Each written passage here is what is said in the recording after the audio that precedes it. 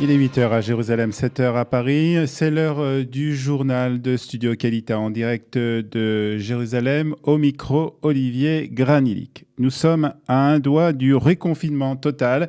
C'est ce qu'a déclaré hier le Premier ministre israélien avant d'annoncer une nouvelle série de restrictions sanitaires.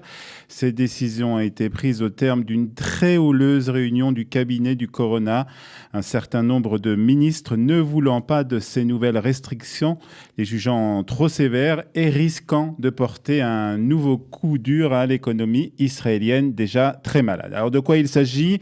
Le cabinet consacré à la lutte contre le coronavirus a décidé hier de la fermeture immédiate des salles de réception, des bars, des boîtes de nuit, des salles de sport et des piscines. Les salles de spectacle et musées resteront également fermées jusqu'à nouvel ordre. Les restaurants et cafés, tout en restant ouverts, sont désormais limités à 20 personnes en intérieur, 30 personnes supplémentaires en terrasse. Les restaurants des hôtels sont soumis aux mêmes restrictions.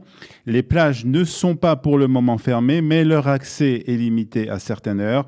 Et les rassemblements sont limités à 20 personnes, tandis que les lieux de culte ne peuvent accueillir que 19 fidèles à la fois.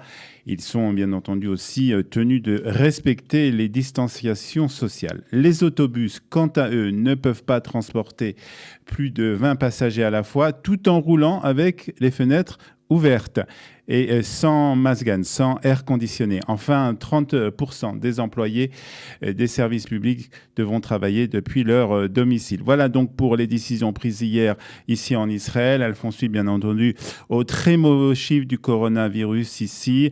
691 nouveaux cas de contamination au Covid-19 ont été recensés en Israël hier selon le dernier rapport du ministère de la Santé.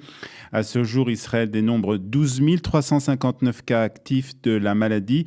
35 personnes ont été placées sous respiration artificielle et 88 patients se trouvent actuellement dans un état grave. Au total, 334 Israéliens sont décédés des suites de ce virus. Et à la vue de cette situation d'urgence, le ministre de la Santé a tenu hier une conférence de presse. Des mesures que nous avons prises aujourd'hui l'ont été dans l'espoir que dans 2 semaines, il n'y aura pas de confinement total. C'est ce qu'a déclaré le ministre de la Santé. La lutte contre le virus est difficile, complexe. Il y a un sentiment d'incertitude qui crée beaucoup de frustration.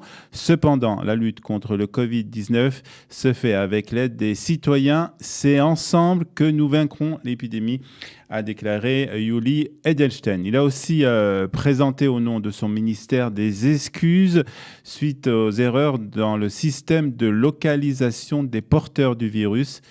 Il a annoncé qu'un nouvel outil informatique qui se base sur l'intelligence artificielle pour suivre tous les développements dans la chaîne de contamination a été développé.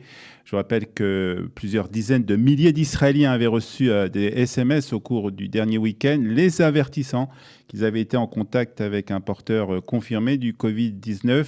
Mais pour une partie d'entre eux, ces messages s'étaient avérés être des erreurs. Au chapitre sécuritaire en Israël, on a appris hier que le Mossad avait récemment réussi à déjouer des attaques iraniennes contre des missions diplomatiques israéliennes en Europe et ailleurs. C'est ce qu'a en tout cas annoncé hier la 12e chaîne. La chaîne a également indiqué que les noms des pays concernés restaient secrets, mais que la coopération avec ces pays avait contribué à déjouer les attaques. Aucun détail n'a été dévoilé, aucune source n'a été nommée.